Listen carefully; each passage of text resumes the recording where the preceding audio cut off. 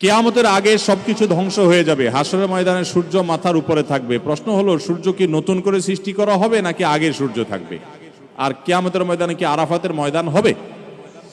কিয়ামতের ময়দান আরাফাতের ময়দান হবে কিনা? আর সূর্য এটাই থাকবে না আরেকটা তৈরি হবে? ভাই, আরেকটা তৈরি হবে না এটা তৈরি হবে, এটা কি আপনার টেনশনের বিষয়? আপনার চিন্তা হওয়া উচিত, সূর্য মাথার উপরে থাকলে আমার অবস্থা কি হবে? আপনি সেই প্রশ্ন সেই চিন্তা না করে বলতেছেন আচ্ছা এইটা থাকবে নাকি আরেকটা থাকবে। এটা ব্যাপারটা হয়ে গেল আপনাকে ফাঁসি দেয়া হবে, আপনি দড়িটা দেখে বলতেছেন ভাই এটা দেশি না বিদেশি। প্রশ্নটা ওই টাইপের হয়ে গেছে। আমি প্রশ্নকর্তার প্রতি শ্রদ্ধা রেখেই বলছি, প্রশ্ন আমাদের প্রয়োজনীয় প্রশ্ন করতে হবে।